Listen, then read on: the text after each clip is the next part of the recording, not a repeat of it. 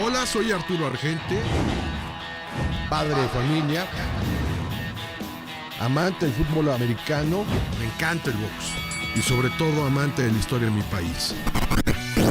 Me indigna mucho lo que pasa en la política mexicana. Creo fervientemente que este país es tuyo y mío, no de los partidos políticos ni del presidente.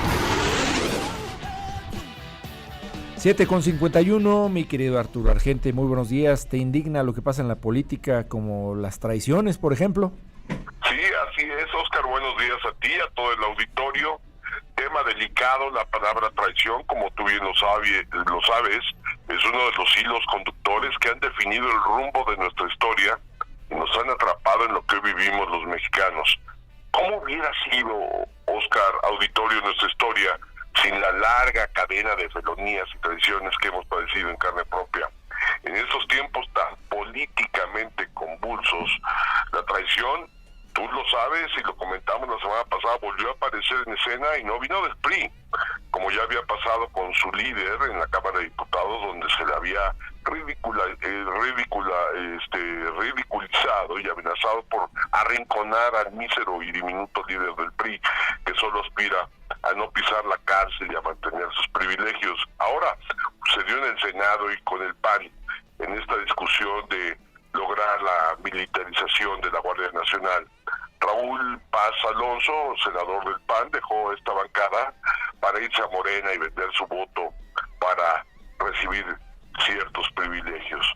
Esto es cuestión de principios, Oscar, morales o de oportunidad, por los cuales un candidato se afilia a un partido o un militante se candidatea con cierto organismo político.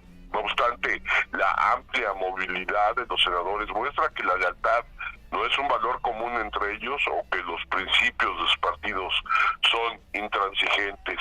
La sesión del pasado martes en el Senado se convirtió en un mercado de intercambio de lealtades y de traiciones, con un secretario de Gobernación acosando a cada uno de los senadores opositores para extender la militarización en el país a través de la figura de la Guardia Nacional.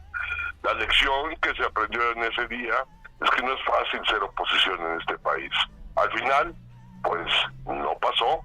Este fracaso se suma a la lista de reveses que ha sufrido la 4T en el terreno legislativo y se suma a lo que fue el tema de la revocación de mandato y al tema de la reforma eléctrica.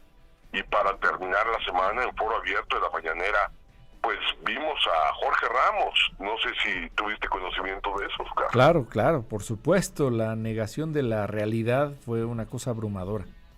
Sí, abrumadora, y pues le recordó con sus propios datos el fracaso de la seguridad pública en esta administración, que es donde se han registrado 120,206 homicidios dolosos, y son cifras de este gobierno. Después de 4 años de gobierno, se dice que se están combatiendo las causas. A su entender, la pobreza y la desigualdad son las causantes de tan agravada violencia. Ojalá que con los 1,600 pesos que regalan las becas se resolviera este problema de pobreza y de desigualdad, pero desafortunadamente no vamos a solucionar la grave situación de seguridad que vivimos en el país. Cuando escuchas, Oscar, una mentira, tu mente la analiza antes de poderla creer o rechazar. Cuando son muchas, la mente se sobrecarga y cede el control a lo que llamamos la intuición o a la emoción. Así funciona la saturación de información y de mentiras, una técnica de propaganda que AMLO explota a su favor. Lo cierto es que en estas 2 semanas, querido amigo, se ha expuesto lo peor que identifica en nuestra clase política: la traición y la forma de desvirtuar la realidad en que vivimos, ¿no? Lamentables y poco útiles ambas. Arturo, pues seguimos observando nuestra realidad y analizando contigo. Muchísimas gracias. A ti, Oscar, y bueno, por estas razones, como ciudadanos debemos de ser más críticos e inteligentes al momento de ejercer nuestro voto, porque en ti, en mí, en los miembros del auditorio está el destino de esta entidad. Te mando un abrazo, Oscar, y a todos los miembros del auditorio, si llevas al volante, que tengan una excelente semana. Igualmente para ti. Hasta pronto, Arturo. Buen día. A ti, Oscar, un abrazo.